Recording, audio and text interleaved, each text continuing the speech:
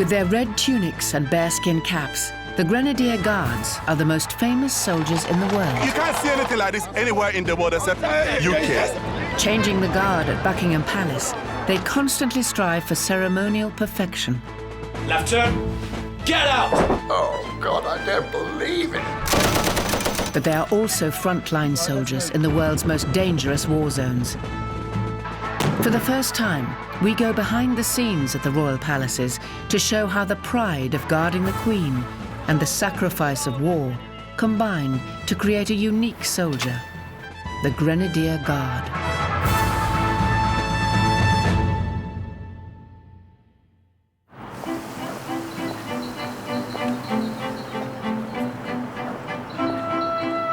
Spring has arrived in London, bringing the tourists with it.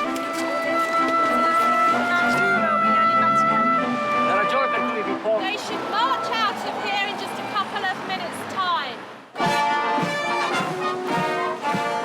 And for the Grenadier Guards, this means that the ceremonial season is in full swing, with changing the guard taking place daily on the forecourt of Buckingham Palace. Grenadier Guards were founded in 1656. They have one button all the way down on their jackets. And the Welsh Guards are the newest. They were founded in 1915 and they have clusters of 5 buttons. I think it's really cool having like a king and queen and stuff. Yes, typical, pompous and all that. I'm trying to get a picture of the guards, but there's too many people. They're changing guards and playing a little song while they do it. Do you understand what's going on? No. Nice hat.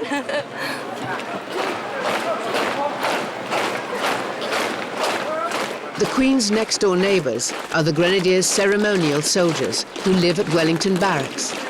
Go forward 6 paces. Changing the guard is small beer compared to the main event of the ceremonial season, Trooping the Colour, also known as the Queen's Birthday Parade.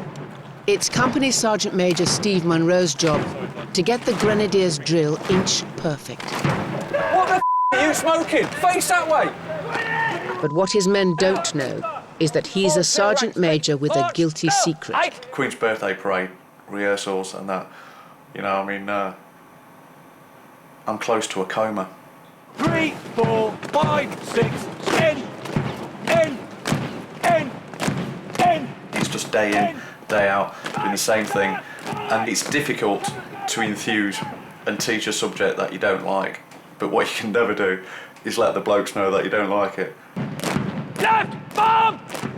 Steve has just 6 weeks to transform his young guardsmen into this.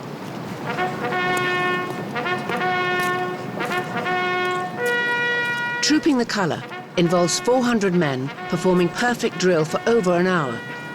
It's an age-old ceremony which has evolved from the military tradition in which each regiment would parade its flag or colour in front of its troops every day so that they would recognise their rallying point in the heat of battle.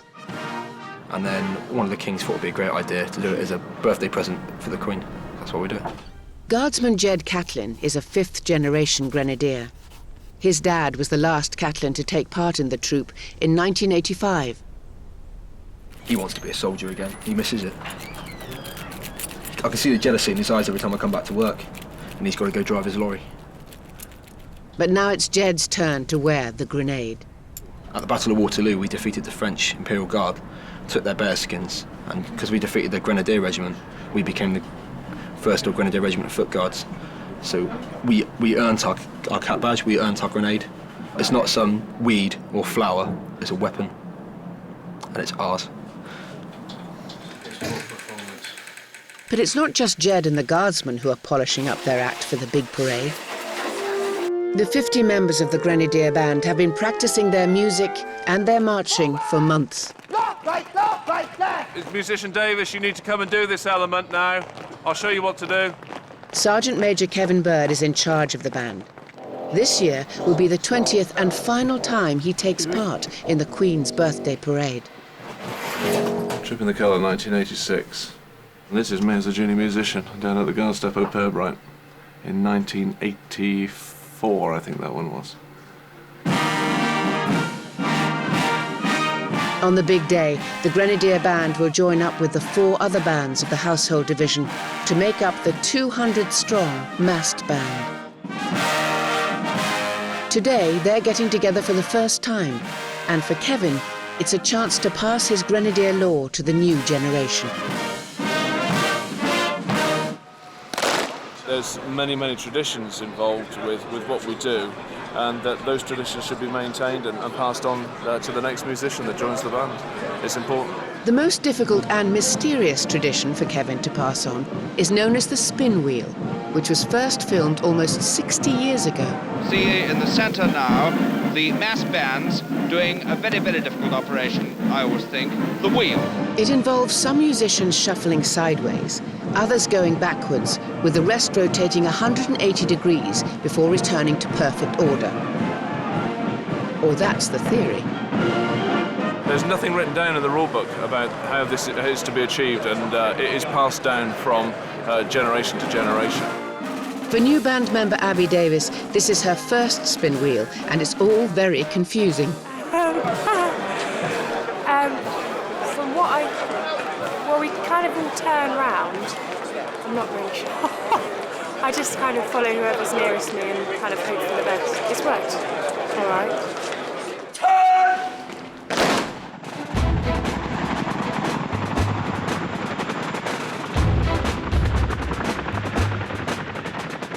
While 120 Grenadiers fulfill the regiment's ceremonial duty in London, 600 are in Afghanistan fighting the Taliban.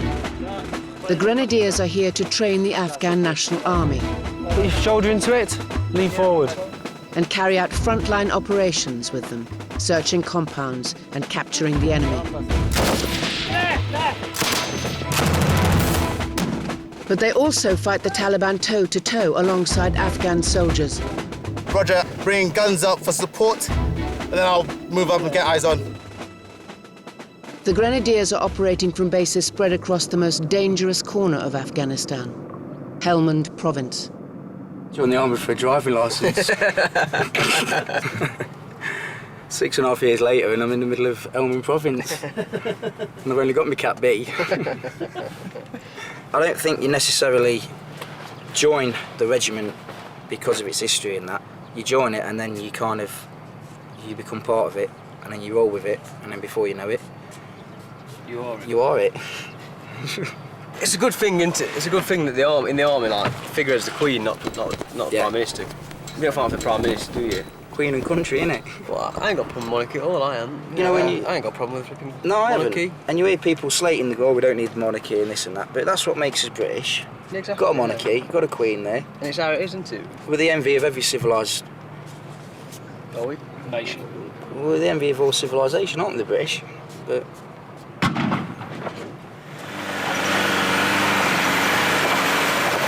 Today, a group of Grenadiers are taking up position on the front line, the town of Sangin.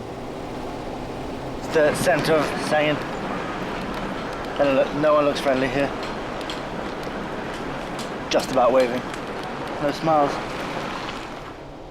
Their commander, Major Marcus Elliott Square, is checking out 3 new fortified outposts with his men. Rather than being fixed in one location, we now have 3 locations in and around the Sangin area, and we're projecting our force out. If you've got 3 locations which are all supporting each other, all looking out for each other, it makes it a much trickier proposition for the enemy. This was Marcus 2 months ago in bearskin and winter coat, commanding the ceremonial troops at Buckingham Palace.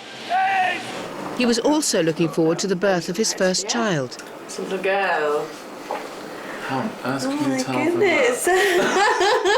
She's not showing now, she gave me a glimpse there. The commanding officer said that subject to operational commitments, he'll get me back in time for the birth, so... Yeah. Hope she's on time. She's anything like you, she won't be. Yeah, she's anything like her mother, she won't be. But until the baby arrives, Marcus will be sharing some very rough accommodation with his men. It's quite austere, but it's only been here for a month. 12 weeks here, or whatever it might be, everyone will just drop like mad. 12 weeks in here. Walks drift, innit? 12 weeks here, we'll come here, we'll find this whole place sort of decked out in mosaic flooring. Very grim. Very. This would be where, on a night time, if they're not on duty, we come and stay. This is our living quarters for 3 months. Grim. Very grim.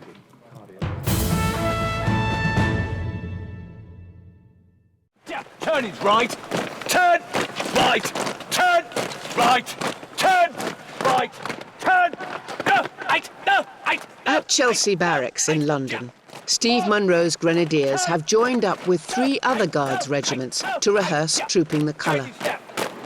As well as the Grenadiers, there's the Welsh Guards, the Scots Guards, Forward. and the Coldstream Guards. Straight forward, just come straight forward. Don't go that way, straight forward. The Coldstreamers are the Grenadiers' greatest rivals, and this year it's their turn to troop their colour. Which means that Coldstream Regimental Sergeant Major Pete Carr is in charge of the whole parade. 24, well done. It's a precious opportunity for him to scrutinise his regimental rivals, the Grenadiers. I don't mind standing next to some Grenadiers. That's good. Standard ease! The rivalry goes back 350 years, to the time when the monarchy was overthrown by Oliver Cromwell. Well, it all goes back a long way. During the English Civil War, when Charles II fled to Flanders, we, the Grenadiers, went with him. The Coldstream Guards allowed Cromwell to take over. And I wouldn't sleep at night, knowing that I was responsible for the downfall of the monarchy in this country. Start jivvying them up. Charles II was restored to the throne, and on his return, the Coldstream Guards were formed up on Parliament Hill, and we formed up on the other side. We laid down our arms. Because we were with Oliver Cromwell at the time, and then we picked up our arms in the name of the King. But because by that stage he'd already fashioned this other regiment of foot guards, these Grenadier chaps, they got to be called the first of foot, and we got to be called the second. Because they were older, though, they thought that they should be the first guards. But our motto is Nulli Secundus, which is second to none. It puts a bit of pressure on us because the Coldstream Sergeant Major wants us to mess up a little bit, deep down.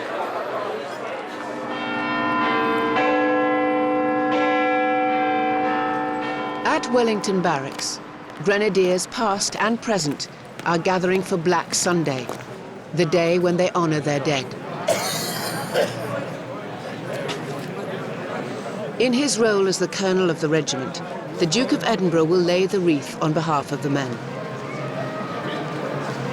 There are many here who are remembering those who fell in, obviously, the last World War and in conflict since. It's particularly, obviously, relevant at the moment with the 1st Battalion in a war situation in Afghanistan. The old boys march to Horse Guards Parade, while the Duke of Edinburgh takes a shortcut through St James's Park to the Guards Memorial.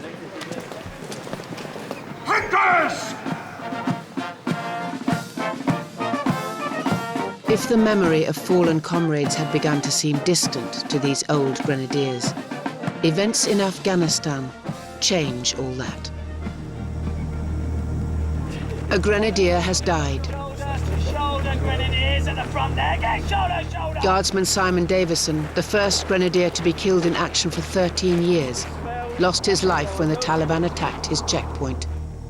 He was 22 years old. We are here to honour Simon, who has died. The soldiers have gathered to send his body home. We are here because in one way or another, his death affects us all. I am the resurrection and the life, says the Lord. Those who believe in me will never die.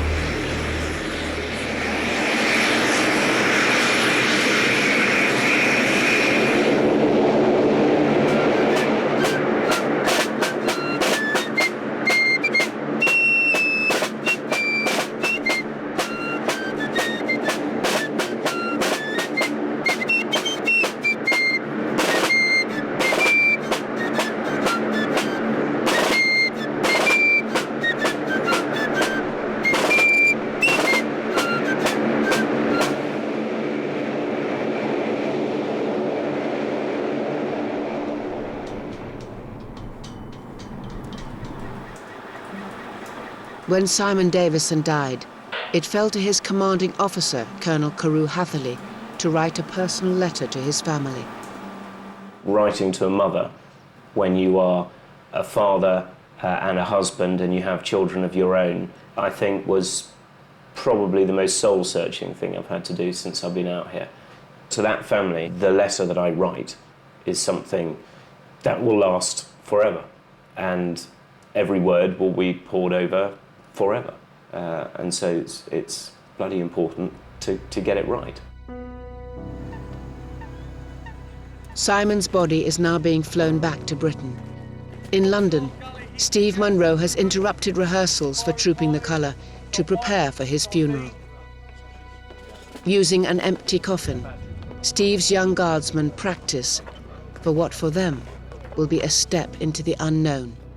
Bear party, stand still. Again, troops, focus, get your zone, because the Padre will stand here and he'll say, in the name of the Father and the Holy Ghost, and he'll start doing the old rigmarole again, okay? Do not listen to what he is saying or link it with Simon. It is a massively emotionally charged experience. It's hardcore. Focus on something else. This is by far the most important thing to the family as far as what we can do now. When they go to visit Simon's grave, when they think about the picture on the wall, the last memory of anything to do physically with the regiment or to do with Simon is obviously going to be him passing through the curtains at the crematorium. And so we've got to do our part to make sure this is absolutely 100% right down the line. From when it starts until we get to the wake, that is not your time to grieve. It is your time to do your job. If you don't mentally prepare yourself for this and block out everything else, you're going to crumble.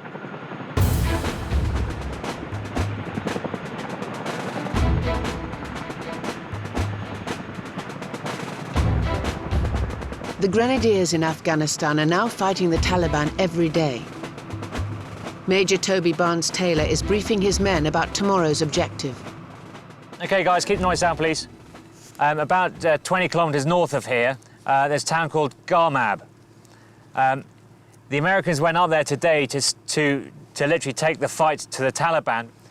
When they got to Garmab, they came under a heavy contact. It kicked off at 10:15 this morning. When I spoke to the company commander at 4 o'clock this afternoon, it was still ongoing. And they had been raining down close air support and everything else on them from that time, like only the Americans can, and they were still fighting for 6 hours. They had taken a casualty, and he had subsequently died. So do not underestimate how good these guys are as enemy, because that will be our fatal flaw.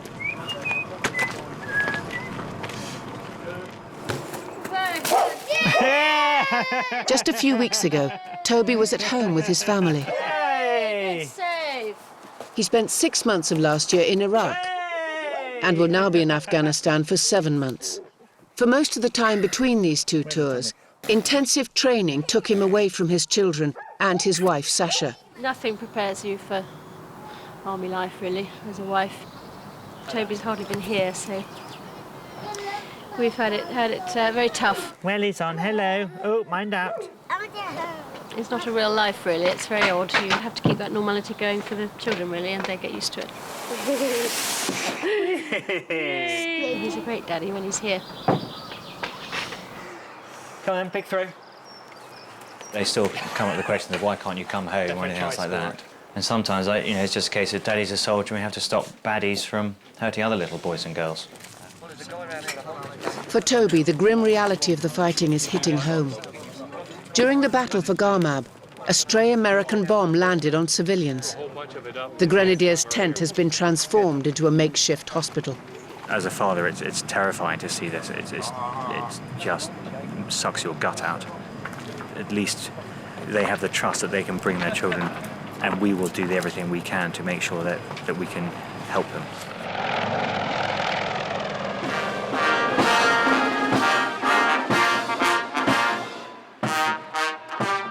London, the daily changing the guard at Buckingham Palace carries on alongside preparations for trooping the colour. Like the ceremony itself, every detail of the Grenadiers' uniform has its roots in real combat. Back when you used to fight against cavalry, they used to hack down at your face. A curved chain would sit around your face and protect it from it being slashed by a sabre. The reason that they are red is part of the original camouflage used for the British Army. The enemy would have a spotter to count your frontage, so he knows what firepower you had. The hardest colour to count from a distance is red. It all blurs into one. The cavalry would try and stick you with a lance. They'd try and aim for that part of your head. So the bearskin would come down past it and disguise that part, and they'd hit the bearskin instead. And you'd be able to get them with your bayonet. Altogether, it's a lot to maintain. And 6 months after joining the band, Abby still hasn't got the hang of bulling her boots. You've had amway on these, haven't you? Sorry? Is there an amway or clear on these? No. Yeah, but usually if they're broken in, it shouldn't crack, but... I've not used anything, so... Oh, you'll be fine then, yeah? Yeah. Do I need to... How do I use this? I keep just, like, doing it. We got to turn it on first. Yeah, I know, but when? What I usually do with boots, I put all the polish on, let that soak a bit, turn my burner on. I turn that down, so I have no shoe left. And I gently go over the shoe, like that, and then just pull on top of it. Okay. It should come up.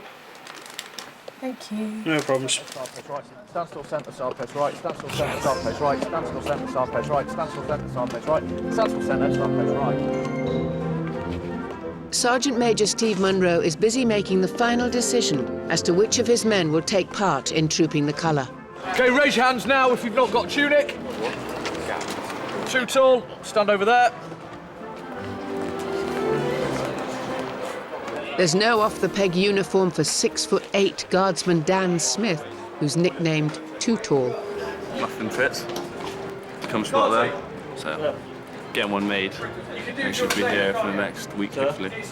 They are too short and they are too tall, but that'd be tightest. And being an equal opportunity employer, all I'll be allowed to say. Yeah, the troop's the main thing we do in the year, so that's what I want to do. If they don't get tunics, then the computer will say no and they won't take part in the troop. Never mind.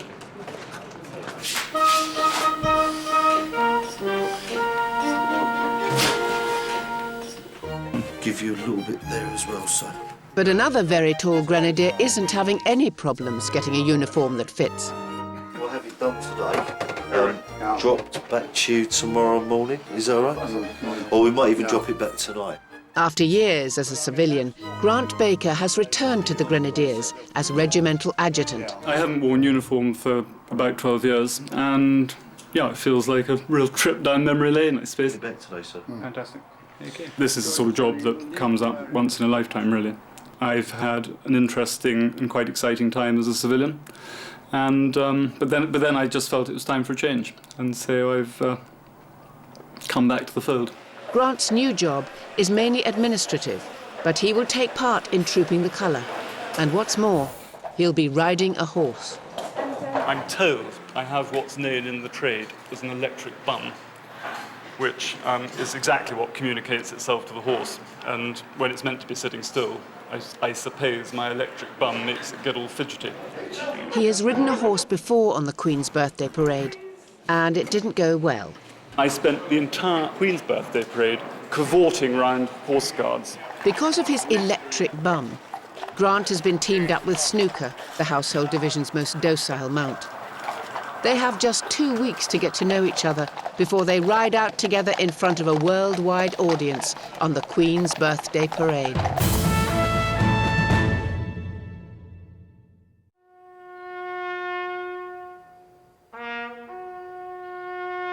It's the funeral of Guardsman Simon Davison, the first grenadier to be killed in Afghanistan.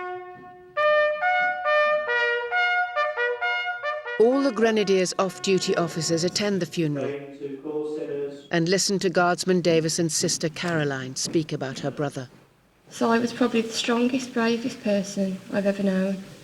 There'll never be a day goes by that I don't think about him and miss him and wish he was still here.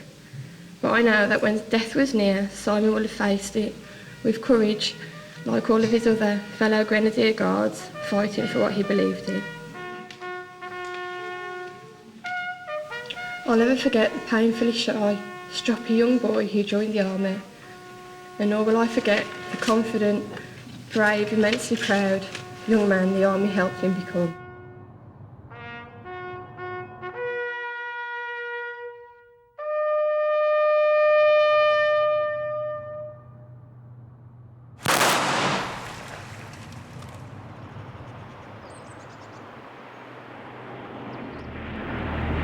While one young guardsman is laid to rest in England, another arrives in Afghanistan.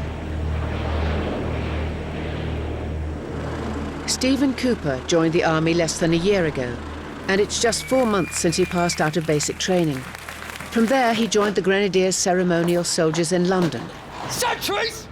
Past! Where he guarded the Queen for the first time. Then 3 weeks ago, he was given the news he'd been hoping for. You will be going to Afghanistan. Before leaving, he spent a couple of days at home with his mum. You should be all right. You will be all right. Keep your head down, keep your mouth shut and duck. Keeping his head down might not be a problem. Keeping his mouth shut may be a major problem.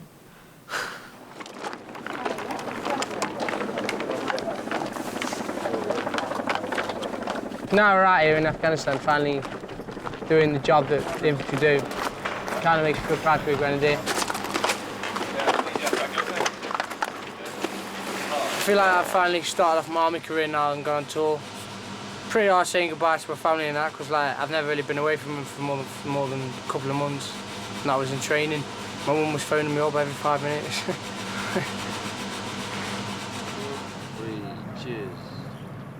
After nightfall, the Brigadier calls. And Major Toby Barnes-Taylor finds there's a new twist to the story of the civilian casualties from Guarmab. Sir, very clear. Understand your direction entirely, sir, and I'll take it on board, sir. The village themselves have not blamed the coalition force for the damage or injuries. They have firmly blamed the Taliban on setting the ambush and therein bringing this firefight to their village. They've ejected the Taliban from their village. The Taliban have therein threatened to return with far greater numbers, saying we will come back and kill the village. I've got 20 minutes in which to get ourselves ready, and then we'll launch out into the darkness to make sure they're safe. Hello 0, omelette 1, a radio check. Toby and his unit will have to cover 15 miles across hostile territory in the dark. We're going as quick as we can, considering that we've got to get 3 vehicles prepared, set. Probably about 10-15 minutes, needs to move everything loaded, comms, everything replenished. We need infrared equipment, night vision goggles for the drivers. The drivers probably haven't used them before, so we've got to give them a quick course. But yeah, you can't get much more of a challenge than tonight. Then with lights off, they disappear into the night.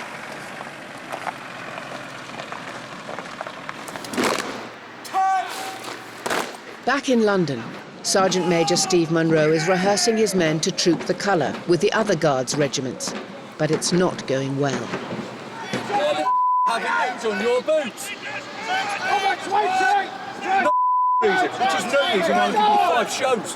It's a bit like, you know, being a test pilot, and every time you've flown the plane, it's crashed. But on the day, you're just hoping it'll all go right and you peak on the day. His rivals, the Coldstream Guards, finish for the day, leaving a drill square deserted, apart from the Grenadiers. Steve has kept them back for an extra practice session to ensure that their drill is second to none. These will aim off and follow you round. It's their job to do it. Guard!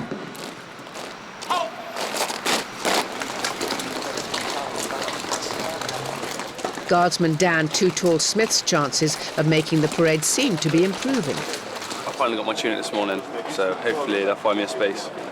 Little does he know that as far as Steve Munro is concerned, his tunic isn't the problem. As soon as you get over 6'2", your ability to use your limbs as a normal person would starts to deteriorate. And the taller you get, the worse it gets, and that is fact. Anything over 5'11" is classed as too tall, and too tall I think is something like 8'3".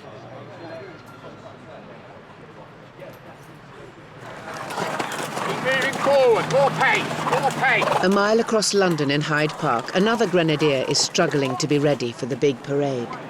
Forward, forward, ride him. It'll be the first chance you've had this lesson. You're using your heels to wedge yourself on. Drop them down. Last time at telling. New regimental adjutant Grant Baker has spent the afternoon with the household cavalry, getting better acquainted with his horse, Snooker. He's like a dead donkey. Is he, sir? Yeah, unreal. Couldn't make him move. I've heard you can be stubborn at times. Well, you were, weren't you? You were a bugger. Yeah, I think we made progress today. Not exactly a great start, shall we say, but hopefully there's a lot more room for improvement. You never know, maybe we're just beginning to gel together. We tend to put our faith more in the horses than the riders. See what happens next time.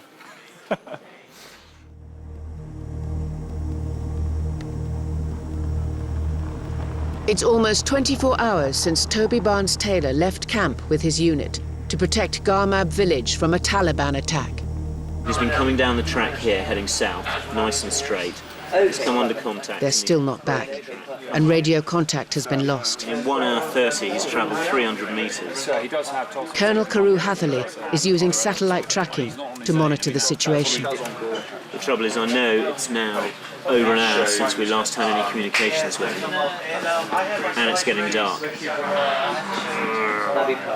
Well, they're going to be in a world of hurt if they come down there in the dark, aren't they? The last we heard, he was in contact with a relatively large number of Taliban. His com's gone down, but I'm still tracking him on the screen, so I'm happy he's still moving, and hopefully he can cut and run and get back to us as soon as possible. 2 hours later, Carew manages to re-establish radio contact with Toby. Okay, roger, Toby. You crack on, I'll speak to you when you get back to Rob. Hopefully, fingers crossed, that's them on a clear run now, back into Sangin itself. So it's a job well done, but that's been about 2.5 hours now of him being in contact. Toby and his guys have said to some of the tribal elders there that because they've taken a stand against the Taliban, clearly they are now targets for the Taliban. So they have agreed to escort them back down to Sangin, and the balance of power has shifted to us. We've just got to make sure it stays that way. Toby and his unit are safe. But elsewhere in Afghanistan, another young grenadier has died, and his body is returning to RAF Lynham. Steve and his men carry him to the hearse.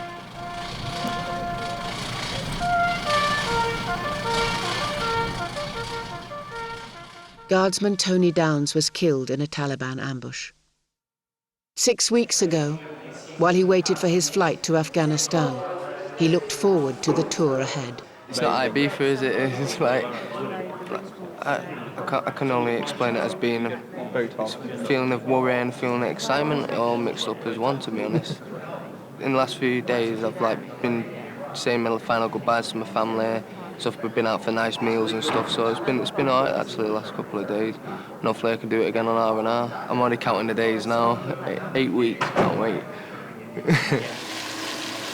Like many soldiers, Tony wrote a letter to his family in case the worst happened. Right, as you all know, I've ended up getting the good news. So I thought I'd leave you with the last few words.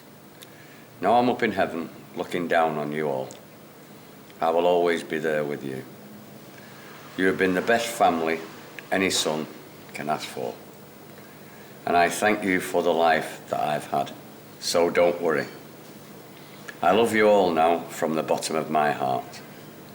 Please don't be mad at what has happened. I did what I had to do, and serving the British Army was it. Again, don't be sad. Celebrate my life, because I love you, and I will see you all again. Dad, thanks for everything. I love you so much.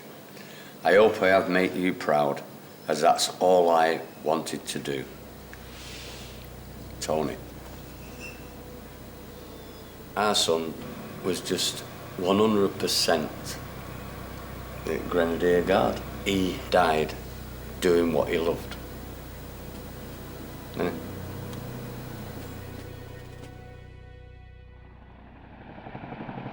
In Afghanistan, new recruit Stephen Cooper is taking his first watch on sentry duty, where he's got plenty of time to reflect on the year gone by. This gives me a sense of pride that at the moment I'm like protecting Bastion. It's me protecting something and not someone like guarding me. Before I joined the army, I didn't really have no self-respect for myself because I was just basically a scumbag. Some of the stuff that I used to do, I'm not really proud of. But like when you pass out on your pass out parade, you see all your family there watching you, and you just think, wow, I did that. Instead of disappointing my mum for all the stuff that I've done in the past. When she's broke, I lend her money, and because I've got more than enough. To actually finally give my mum back some of the stuff that she's given to me, really, really proud thing to do.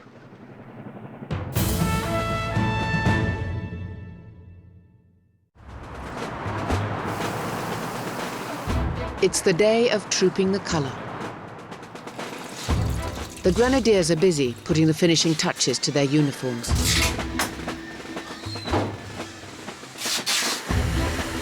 "73 tunics must be pressed, 146 boots polished, and bearskins brushed to perfection. The Grenadiers always want to look their best, but they fear one thing above all else. The worst thing would be to collapse and go down, and go face first into the gravel. That would be embarrassing. The only man out of 394 to go down. It'd be horrible. But it's not just the soldiers who are worried about fainting. I'm dreading it, yeah. I haven't fainted so far. In the rehearsal sometimes, I know it's bad, but I was kind of thinking, it'd be easier if I did just faint, because then I could go. While new band member Abby Davis now has her boots under control, she's still a bit wobbly about the spin wheel. You have to kind of follow diagonally rather than in front and sideways. Kind of. It's been the wettest June on record. Black clouds are looming over the palace, threatening to rain on the Queen's parade. But despite the threat of a soaking, crowds are already taking up position on horse guards and along the Mall. The rain showers haven't dampened the Grenadiers' spirit as they perform one of their most bizarre customs. On the morning of a big parade, it's army tradition to warm up with a spot of fancy dress aerobics.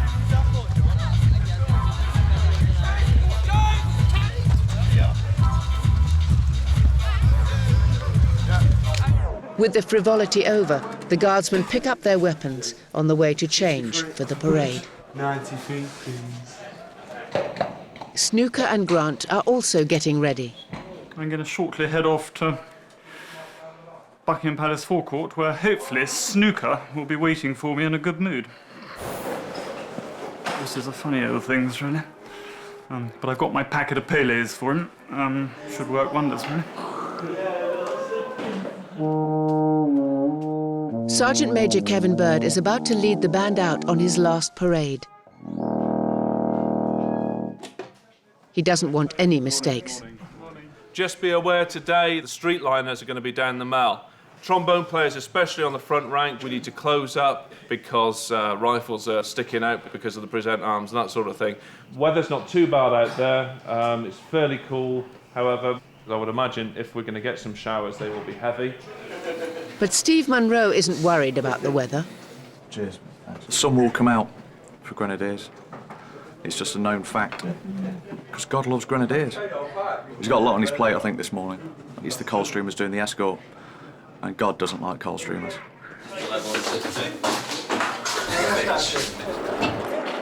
Too Tall has got his tunic and has a plan to sneak onto the troop. I've swapped with one of the lads that was meant to be on the troop because he's done it before, so he said it's all right if I took over. But he sticks out like a sore thumb and still has to get past Steve Munro. It's not a free-for-all. Everyone knows where they're supposed to be going. But if you think after been rehearsing for nigh on 80 years to suddenly start changing what bods are doing, the positions they're in, no. That's just common sense, that, surely. Steve isn't having it. Too tall. So Too Tall's troop dreams will have to wait till next year, as the rest of the Grenadiers join the other Guards regiments on the drill square, ready to troop the colour. Horse Guards Parade is filling up with dignitaries waiting to see the troop. Around the world, millions of viewers settle down in front of their televisions for their annual fix of British military ceremonial.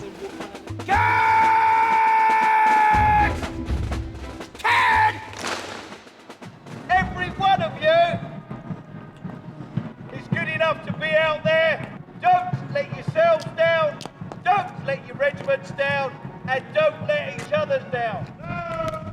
There's going to be a lot of people. There are going to be a lot of armchair experts passing comment. Make sure they're not passing comment about you, although they may say you look like Stevie Gerrard. Here we go then.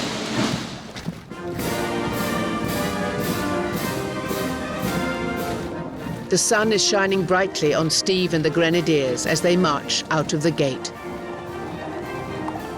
And Snooker seems to be behaving as Grant rides up the Mall to Horse Guards Parade. This is the moment they have spent months preparing for. Over the next 2 hours, every move they make will have to be inch perfect. Their first manoeuvre is to take up position to receive the Queen onto Horse Guards.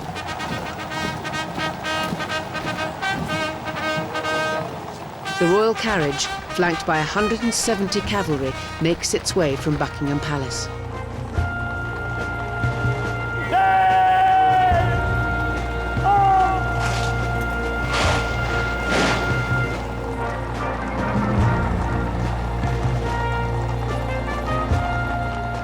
The Queen inspects all the troops from her carriage.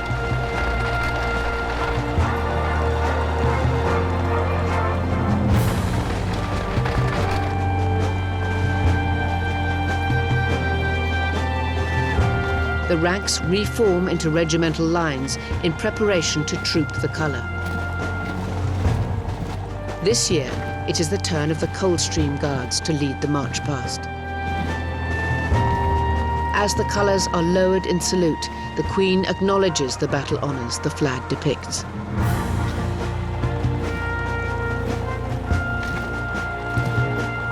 Steve leads the Grenadier salute, eyes right to the Queen, their Colonel-in-Chief.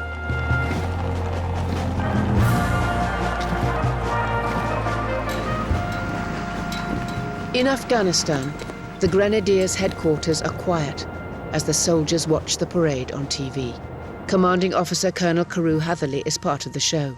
The Coldstream looking okay there, and the Scots and the Welsh looking a little bit better, but obviously we would say this, the Grenadiers looking straightest in line and showing off a bit of panache. Well, it's part of what makes us unique. Textbook. Got to get your mandatory digging at the Coldstream Guards. Major Marcus Elliott Square made it home from Afghanistan for the birth of his first child, Charlotte. In 2 weeks, he'll be back on the front line in Afghanistan. It's only for a few more months, and you know, I've got the rest of my life with Charlotte. And since all she seems to do at the moment is feed and sleep, I don't think I'm missing out on too much. Right! Turn! As the parade reaches its conclusion, Kevin, Abby and the band of 210 musicians attempt the mysterious spin wheel.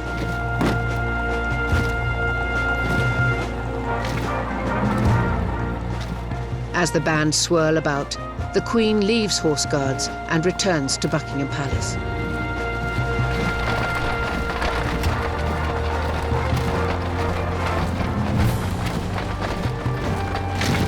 For the Grenadiers, it's a job well done.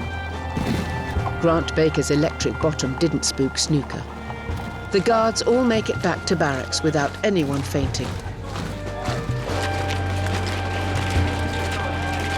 Guardsman Jed Catlin fulfilled his lifelong ambition, marching in his father's footsteps. And he was impressed by the Queen. When she inspects you, she walks by, she actually looks at you, which is kind of cool. I thought she'd look over us, but she's actually checking your kit. And when you give the eyes right and you look her in the eye, that's pretty good as well. No one was quite sure if the spin wheel was a success, but Kevin Bird is relieved it's all over. That was my last troop, guys. Yeah. on Sunday? Yeah, it was quite emotional actually. The last time in Buckingham Palace playing the national anthem, the last march back. Yeah, it was great. Just tired. I need to go home now. With the day's events coming to an end, Steve Munro is pleased with the Grenadiers' contribution. Queen was happy, she gave me the thumbs up. Ask you what to say about Grenadiers? God. Loves us. It'll rain in a minute now because it's over.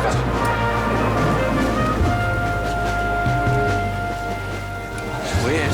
At least the Grenadiers are home and dry, back in their barracks.